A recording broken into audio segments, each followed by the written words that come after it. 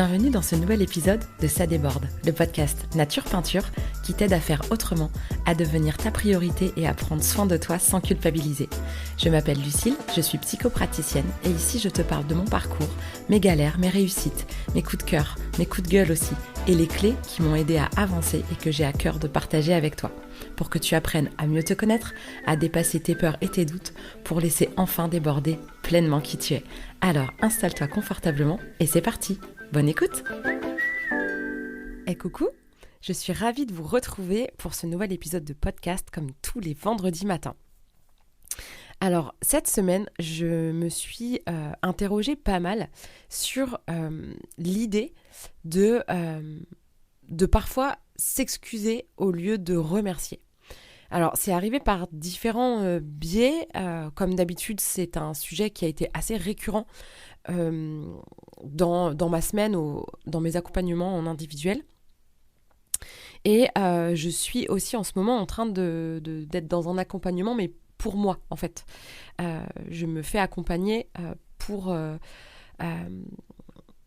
travailler avec des guillemets, sur ma posture d'entrepreneur et sur le fait de créer une entreprise, une activité en tout cas, parce que j'ai vraiment du mal à raisonner comme une entrepreneur, mais vraiment de prendre conscience. Oh la vache, j'en bégaye, j'en bafouille. On voit bien que c'est pas clair dans ma tête cette histoire. De vraiment me rendre compte que j'ai entre les mains une activité que j'ai créée moi-même et que ça m'appartient d'en faire quelque chose qui me nourrit ou qui m'épuise totalement et qui me siphonne. Et ça, en fait, ça m'appartient. Et bien souvent, et c'est bien pour ça qu'on est nombreuses dans cet accompagnement et que ce sont des choses qui parlent, c'est que bien souvent, si on se fait dévorer en tant que salarié et qu'on donne notre énergie à tout va, il n'y a pas tellement de raison qu'une fois à son compte, même avec une activité de cœur, on soit siphonné de la même manière et qu'on y mette l'intégralité de notre énergie. J'ai vu pas mal de contenus ou de témoignages sur des sujets qui disaient qu'on peut... ça y est, on est tous d'accord que le burn-out, ça arrive quand vraiment on n'est pas aligné avec ce qu'on fait. Ça, c'est acquis, on va dire. Enfin, en grande majorité, c'est vraiment intégré et c'est quelque chose auquel qu'on a dans un coin de tête et auquel on essaye de faire attention quand on sent que ça arrive. Et là où c'est un petit peu moins répandu, c'est que, et c'est ça que j'ai entendu plusieurs fois, c'est qu'on peut aussi faire un burn-out dans une activité qu'on aime par-dessus tout. Parce que justement, on va pas s'économiser ou qu'on va avoir une pression. Parce que du coup, être à son compte, ça offre beaucoup de champs des possibles, beaucoup de liberté. Mais c'est aussi... ça rejoint l'épisode que j'ai fait la semaine dernière, finalement, sur le fait que quand il n'y a plus de cadre, que quand on est totalement libre de créer comme on veut, finalement, ça peut être hyper déstabilisant. Et moi, comme beaucoup, je pense, j'ai presque recréé une activité à l'image de quand j'étais salariée, avec du lundi au vendredi, avec la pause de midi, de finir vers 17h, 18h, etc. Alors qu'en fait, j'ai une latitude absolue de faire ce que je veux. Mais il y a une forme de lutte intérieure qui n'est pas forcément consciente d'ailleurs, mais c'est dur d'imaginer... c'est ce que je dis souvent, d'imaginer autrement que ce qu'on a toujours connu, autrement que notre façon de voir. Et c'est pas si simple de se dire, et si je réfléchissais autrement? Et c'est là que l'accompagnement, en fait, peu importe le sujet, est hyper important. C'est que là, l'ouverture, le regard, en fait, que va apporter... Tiffaine, celle qui propose l'accompagnement. Je mettrai en lien d'ailleurs son Instagram et son podcast parce que vraiment c'est une nana hyper inspirante. Si vous voulez aller voir ce qu'elle fait, si ce sont des considérations qui vous parlent, il y aura peut-être de quoi vous aider dans cette casquette d'entrepreneuse si c'est votre cas.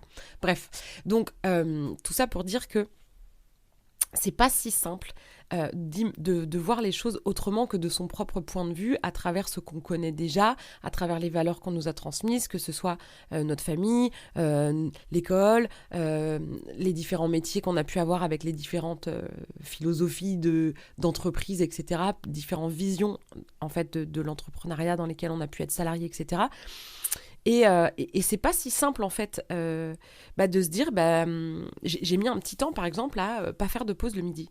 Ça m'a toujours gavée parce que j'ai du mal à me lancer le matin.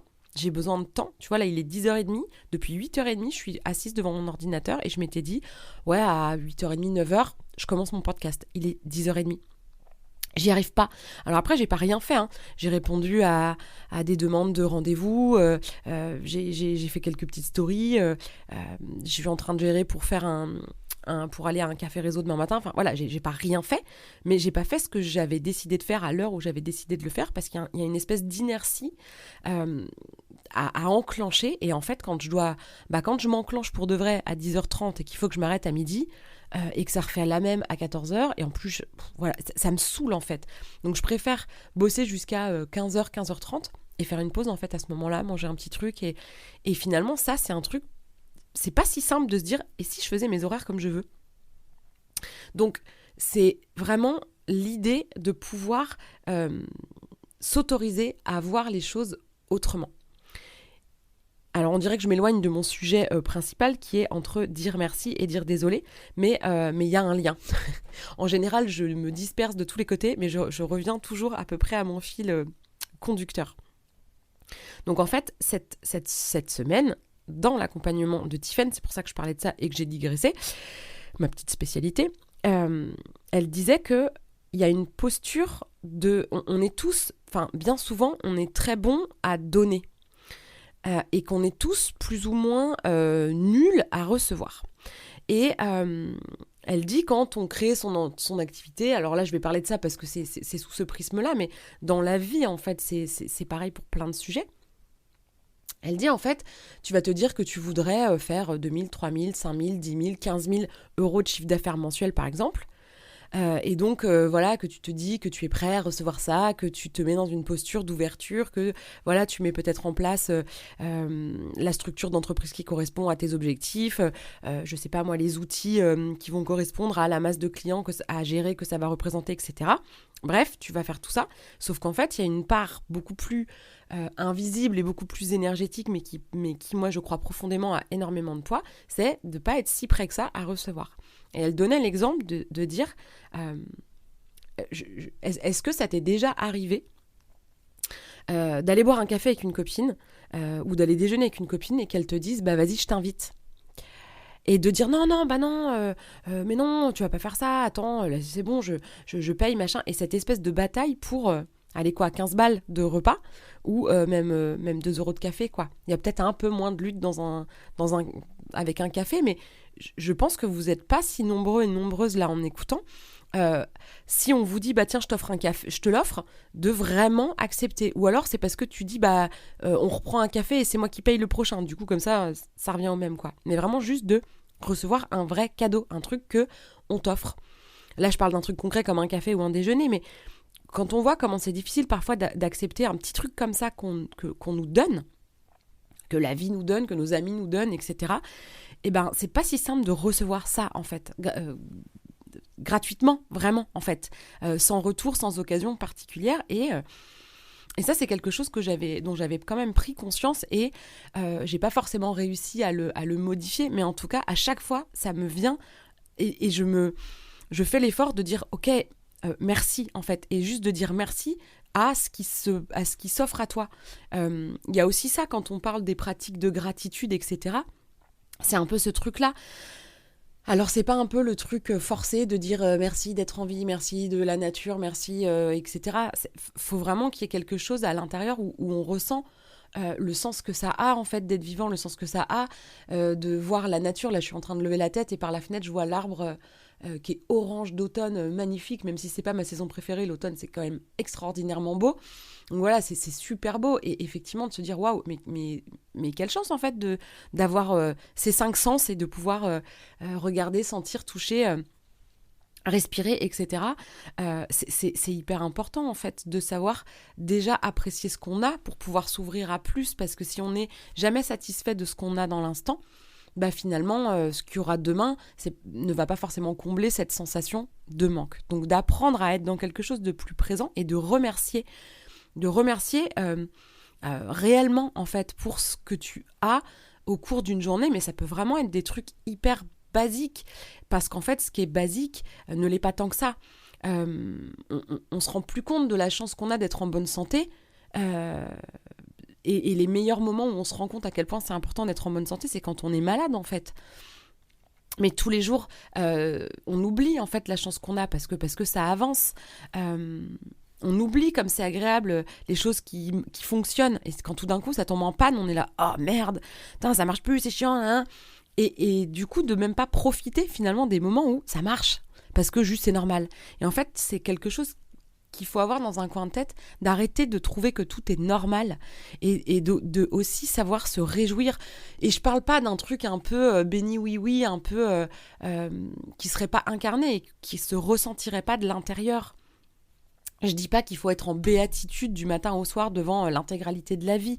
Mais vraiment de ressentir ça profondément, cette gratitude, même si ce mot, il est parfois un peu galvaudé et voilà, mais vraiment de sentir la chance d'avoir ce qu'on a déjà, même si on est dans une situation pas simple, même si c'est une période de vie un peu compliquée. Voilà, il y a toujours des périodes dans la vie qui sont plus ou moins compliquées, mais de savoir aussi voir que peut-être dans une période compliquée qu'on traverse, il y a des choses extraordinaires qui en ressortent. Si tu as suivi un peu sur Instagram, je me suis fait tatouer samedi dernier, je me suis fait tatouer un soleil et un nuage alors je vais essayer de le dire sans pleurer, c'est pas gagné. Alors attends, je vais y arriver. Il y a des jours j'y arrive et il y a des jours j'y arrive pas, c'est comme ça. Ma grand-mère est décédée au mois de mai et je l'aimais énormément et ma famille entière en fait l'aimait énormément. La chanson qui a clôturé son enterrement, c'était la chanson de Zao de Sagazan. Il fera toujours beau au-dessus des nuages.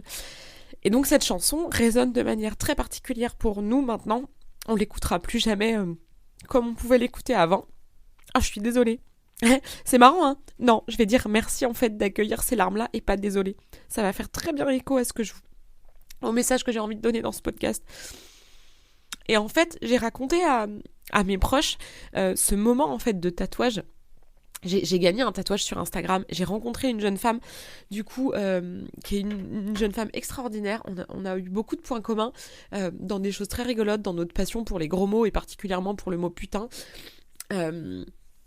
Et dans pour plein de choses, nos fils s'appellent pareil. Enfin bref, il y a eu tout plein de choses et j'ai partagé un moment particulier avec elle, comme souvent avec les personnes avec qui je me fais tatouer d'ailleurs, parce que je trouve que les tatouages et les tatoueurs sont assez thérapeutes, même s'ils ne le savent pas. Bref, donc avec ma cousine, en discutant, on s'est dit qu'on avait envie de se faire tatouer donc un soleil et un nuage en clin d'œil à cette chanson et en hommage et en souvenir de notre grand-mère. Et donc, j'ai passé un moment, c'était un moment extraordinaire. En plus, la tatoueuse m'a proposé de mettre la chanson pendant qu'elle me tatouait. Ah la vache! Et en fait, c'était là, je pleure et j'ai pleuré énormément, mais en fait, c'est des larmes qui sont belles parce que des moments en fait de connexion comme ça, de partager cette histoire, de me sentir soutenue, d'avoir cette tatoueuse que je connais pas du tout et qui prend à cœur mon histoire et qui pleure avec moi. Franchement, elle a pleuré avec moi pendant ce moment-là. Bah, c'est des moments, et il y a plusieurs personnes qui m'ont dit, mais ça c'est typiquement faire du nombre de la lumière. C'est qu'en fait, toute la tristesse que j'ai pu ressentir avec le départ de ma grand-mère et que je ressens parfois encore au quotidien, et aussi à la hauteur de comme je l'aimais, et ce drame en fait est créateur de moments en fait qui sont extraordinairement beaux. Et en fait, c'est ça qu'il faut savoir aussi recevoir, en fait, et voir les jolis moments comme ça. Et on m'a beaucoup dit ça cette semaine, de dire « Waouh, mais c'est extraordinaire de vivre quelque chose comme ça, qui fait tant écho. » Et donc, pour rebondir sur le moment où je m'excuse d'être en train de pleurer, en fait, il y a aussi ça. C'est-à-dire que ça a commencé cette semaine à venir à moi parce que j'ai reçu par le formulaire de contact de mon site une demande de rendez-vous. Et en fait, j'étais dans mon canapé et j'ai répondu, en fait, c'était dimanche en fin de journée et j'ai ouvert en fait le mail machinalement. Et je savais que j'avais pas beaucoup de place cette semaine et donc en fait j'ai répondu en fait à ce mail un dimanche en fin de journée. Et la personne qui avait demandé pour prendre rendez-vous, en fait, m'a répondu en fait en me disant désolée de vous avoir fait travailler un dimanche, désolée, mais du coup je vais prendre tel rendez-vous. Et en fait, j'en ai parlé avec elle en fait quand elle est venue, parce que au lieu de se mettre dans la posture de pardon, désolée de vous avoir dérangé, c'est merci en fait. Merci de d'avoir accueilli mon message et de m'avoir répondu à ce moment-là. Parce que de dire désolé, c'est s'excuser et presque culpabiliser de recevoir une réponse, de l'attention, un oui, un rendez-vous, etc., du temps, peu importe quoi. Alors que de dire merci, il y a vraiment ce côté de recevoir ce que la vie donne. Je suis une grande fille. Si j'ai envie si c'est ok pour moi de répondre un dimanche, c'est ok pour moi en fait. Si c'est pas ok pour moi, que je le fais quand même parce que je me sens obligée et qu'en fait ça me gave, elle y est pour rien. Je veux dire, elle est là, c'est dimanche, elle sent que ça va pas trop, elle prend le pli parce qu'elle est pas en train de courir partout, de bosser, de machin, et qu'elle est là, elle est disponible le dimanche, elle fait son petit message, que moi je décide d'y répondre ou que je m'y sente obligée, ça lui appartient pas en réalité. C'est aussi ça, il faut prendre sa responsabilité et laisser sa responsabilité à l'autre. C'est de ma responsabilité de répondre ou pas. Et encore une fois, ce n'est ni de répondre ni de ne pas répondre qui va être juste ou pas pour moi. C'est ce que je dis souvent, c'est neutre. Les actes en fait en eux-mêmes sont neutres. C'est ce que tu vas mettre à l'intérieur qui va changer. Je peux très bien répondre parce que voilà, j'étais en train de programmer ma semaine, de regarder qu'est-ce que j'avais comme rendez-vous, etc. Donc de toute façon j'étais dans cette petite non, parce que j'ai dit que j'étais dans le canapé, mais non, c'est pas vrai en plus. Ça c'est quand je réponds sur Instagram. Quand on me pose des questions sur des rendez-vous sur Instagram, là je suis dans mon canapé et dans la foulée, vu que j'ai ouvert le message, je réponds. Non, là en plus, pour le coup, j'étais à l'ordi puisque c'était un formulaire de contact, bref on s'en fout des détails, mais je sais pas faire autrement. Et donc j'étais dans cette petite phase en dimanche fin de journée de voilà, je prévois un petit peu ma semaine, je vois comment sont mes rendez-vous, comment je m'organise, etc. Et donc j'ai répondu à ce moment-là. Donc c'était hyper ok. C'était hyper ok pour moi. Donc ça c'est juste. Si j'avais vu le message et que j'avais décidé de me dire oh la merde c'est dimanche, je verrai ça lundi matin, tiens je suis en train de planifier ma semaine, je me note, tac, demain matin je réponds à ce mail-là, c'était ok aussi. Par contre, répondre si j'étais, je sais pas, en balade avec ma famille, en train de passer un bon moment et que je disais, bah attendez, allez-y, continuez sans moi, je me pose sur un banc 2 secondes, là, faut que je réponde à un mail, là, c'est pas forcément ok, en fait. Au même titre que si je sens que c'est ok de pas répondre, et que je me force à pas répondre parce que quand même et que ça continue de me trotter dans la tête, c'est pas très aligné non plus. Donc c'est en ça où il y a toujours deux manières de se placer à l'intérieur d'un même choix, quoi. Et donc bref, dans cette idée, j'aurais mélangé plein de trucs dans cet épisode. Donc l'idée c'est de comprendre que plus tu vas te mettre dans une posture d'accueillir ce que la vie, vraiment au sens très très très très large, là on dirait que c'est un peu mon côté magique, énergétique, mais aussi vraiment des trucs vraiment hyper concrets, quoi. D'apprendre à juste prendre ce qu'on t'offre ou ce qu'on te propose. Je sais pas moi, t'es dans un supermarché, t'es en train de te mettre sur la pointe des pieds... Hashtag, je fais 1m59, donc moi c'est des trucs qui m'arrivent souvent, sur la pointe des pieds, en train d'essayer d'attraper un truc, et que là quelqu'un arrive à côté de moi en me disant est-ce que vous voulez de l'aide, faut dire oui en fait. Ou si je suis en train de galérer à porter, je sais pas, ma valise dans des escaliers et qu'il y a quelqu'un qui passe à côté en disant vous voulez que je vous aide, souvent on a le réflexe de dire oh c'est gentil merci mais non mais ça va aller je me débrouille quoi. Putain mais dites oui en fait, dites oui à ce que les gens, à ce que la vie propose, dites oui et dites merci. Une fois arrivé en haut, si t'as dit oui à la personne qui te porte ta valise, dis merci beaucoup. Ça m'a... Waouh, mais merci en fait.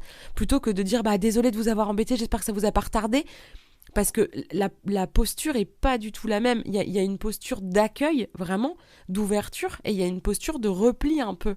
Et si on a l'impression de tout le temps être en train de déranger, c'est problématique en fait. C'est problématique et en plus c'est vraiment supposer que l'autre on le dérange et qu'il nous fait une fleur extraordinaire. Ce qui est peut-être le cas en plus, c'est pas, je dis pas. Je suis la première à dire que parfois faire des choses à contre-cœur c'est un super acte d'amour par exemple. De faire quelque chose qu'on n'a pas envie de faire mais de le faire pour l'autre parce qu'on sait que ça lui fait plaisir et que finalement ça compte peut-être pas tant que ça, ça peut être hyper important. Mais justement, de dire merci plutôt que de dire désolé, essaye d'y penser, essaye de garder cette petite phrase. Je sais que des fois j'ai des retours où on me dit oh la vache, j'ai cette phrase là qui me reste en tête et j'y pense souvent. Et ben quand on te propose quelque chose, sans si ton premier réflexe c'est de dire ah c'est gentil mais non, ou oh non vous embêtez pas, mais pourquoi vous embêtez pas? Je suis sûre que les personnes qui ont ce réflexe-là, en plus, sont les premières à proposer leur aide. Et encore, dans ce truc de offrir.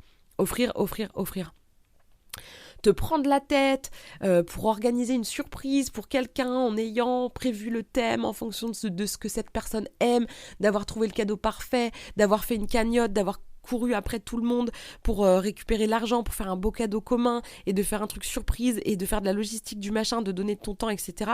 Je suis sûre que vous êtes nombreux et nombreuses à écouter qui aimaient ça et qui êtes ravis en fait d'avoir passé tout ce temps pour juste voir la surprise et la joie et peut-être les larmes de la personne à qui c'était destiné.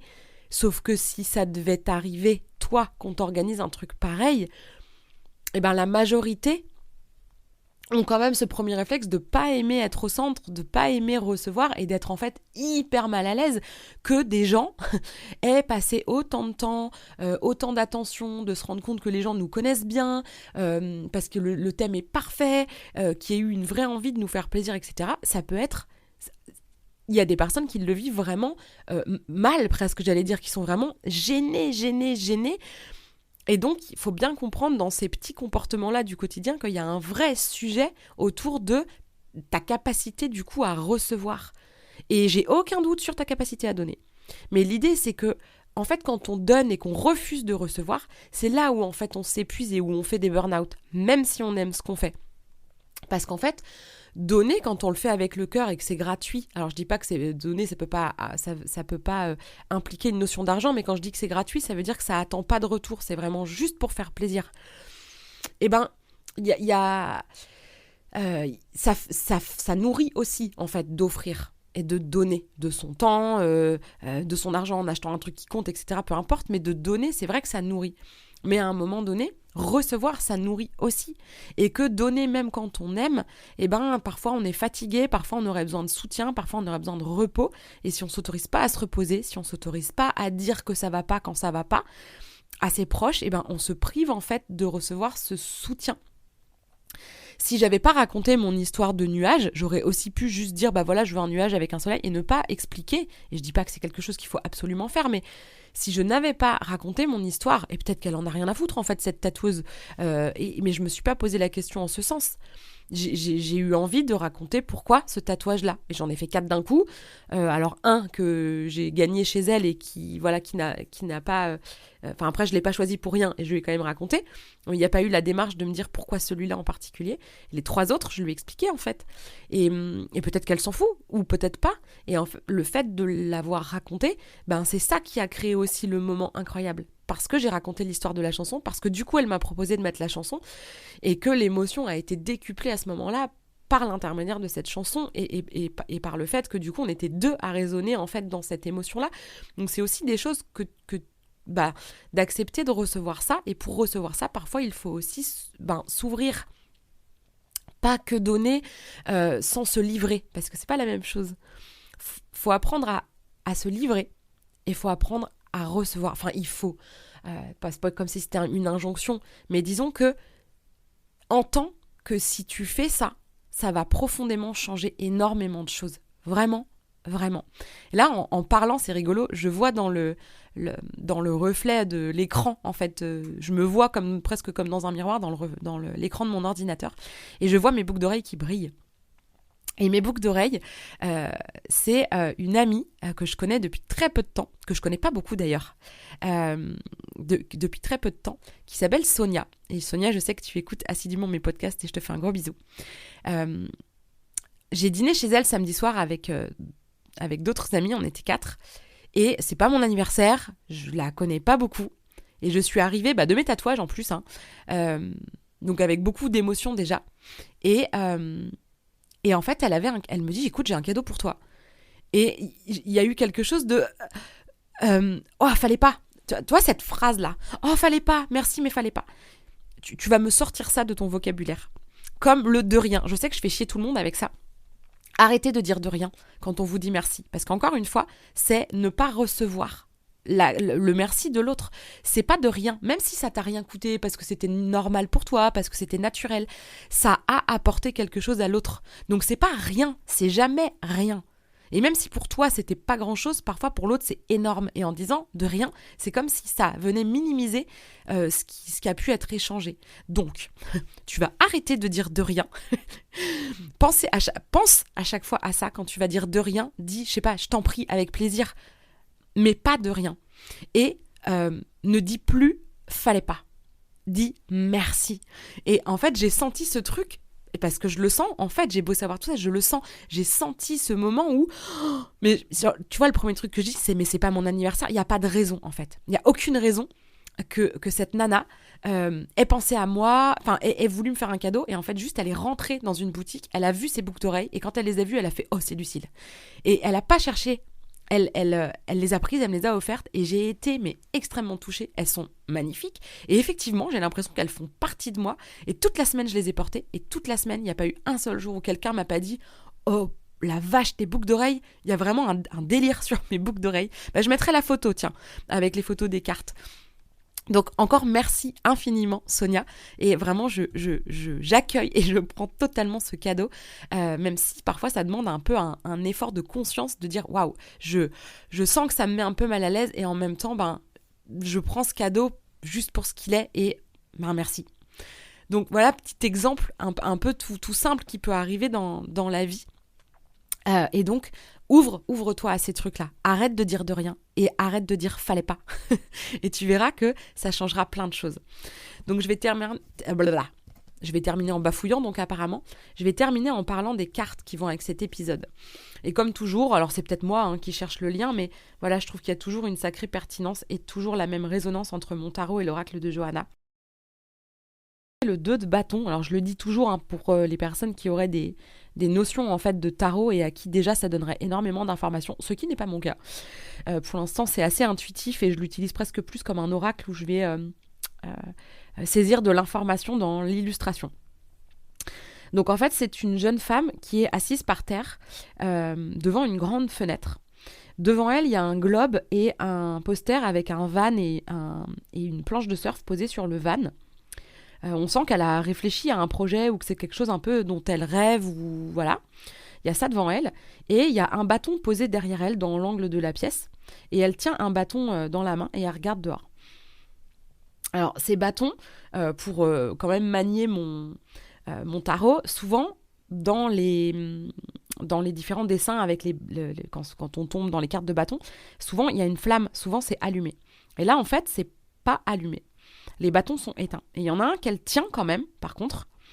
Et il est un peu penché vers l'avant, le bâton, et elle regarde dehors. Comme si elle regardait vers demain, comme si elle se projetait. Et en fait, il y a un peu deux choses dans cette carte. Et à toi de sentir ce qui fera plus de sens, plus d'écho par rapport à comment tu te places par rapport à tout ça. Et en fait, il y a quelque chose de... Est-ce que j'ai rêvé quelque chose, j'ai un projet.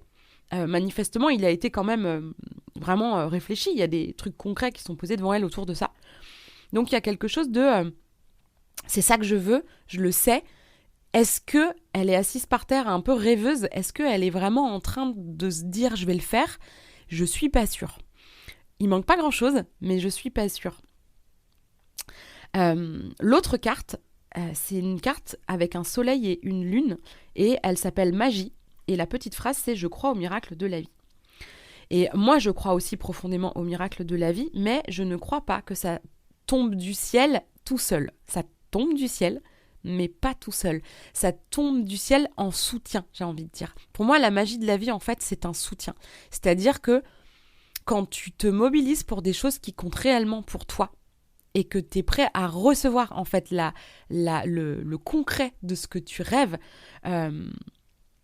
eh ben c'est là que la magie opère, qu'il y a des rencontres un peu étonnantes, que tu vas parler de ton projet pile poil à la bonne personne au bon moment, qui va faire que ça va devenir réel plus vite que tu pensais. Et que ce genre de petits hasards-là, cette magie-là, faut aussi y croire. Faut croire en tes rêves, faut croire dans le côté magique que peut avoir le fait de voir son rêve se réaliser. Mais il faut pas oublier le chemin qu'il y a entre les deux, entre le moment où tu rêves quelque chose et le moment où, de manière parfois magique, la vie t'aide à le rendre réel. En fait, il y a du mouvement et de la mise en action et de la détermination. Et donc, il y a un moment donné où, même si tu as ton bâton à la main, est-ce que tu vas rester dans cette pièce avec le bâton derrière toi, dans ce que tu connais par cœur et ce dans quoi tu es confortable, ou est-ce que tu vas t'ouvrir à cette magie-là et en fait te mobiliser pour aller chercher ce qui te fait vibrer et accepter de le recevoir. Et moi, j'aurais envie de lui dire à cette nana-là, putain, lève-toi, allume ton bâton, allume ta flamme, ressource-toi pour allumer tout ça et avance. Alors ça fait écho avec la journée d'hier où j'ai accompagné Yann avec un groupe où il y avait un rituel, où il y avait une flamme qui symbolisait un peu nos racines, notre famille, notre arbre en fait, avec toute son expérience, son ombre, sa lumière, ce qu'elle nous a apporté de beau, ce qu'elle nous a apporté peut-être parfois de pas beau, mais qu'en tout cas la ressource elle est là en fait, et que l'idée c'est de pouvoir allumer sa propre flamme et de décider ce qu'on va en faire. Mais le feu originel, il est là-dedans. Et ça me fait penser à ça. J'ai envie de lui dire, prends ton bâton de pouvoir, parce que c'est un peu ça, hein, le bâton. Prends ton bâton de pouvoir, allume cette flamme qui est la tienne et choisis ce que tu vas en faire et dis merci. Et ne sois pas désolée, sois reconnaissante. Et je te promets que ça changera les choses. J'espère que tu feras bon usage de ces 2 petites phrases. N'hésite pas à me faire tes retours sur Instagram, sous le post ou en message privé, peu importe. S'il y a quelque chose qui a résonné pour toi dans cet épisode-là, ce sera un grand plaisir d'échanger de tout ça avec toi. Chemine bien vers toi-même. Merci encore de ta fidélité et de ton écoute et je te dis à la semaine prochaine. Si cet épisode t'a plu, tu peux laisser un commentaire, noter avec tout plein d'étoiles ou encore t'abonner pour ne pas rater les prochains. Tu peux aussi partager cet épisode pour que d'autres personnes osent laisser déborder qui elles sont vraiment. Et si tu veux en savoir plus sur ma manière de travailler, mes outils et les accompagnements que je propose, rendez-vous sur ma page Instagram L'Oreille et la Plume ou sur mon site internet. Merci beaucoup de ton écoute et de ton soutien. Passe une belle journée ou une belle soirée et on se retrouve bientôt.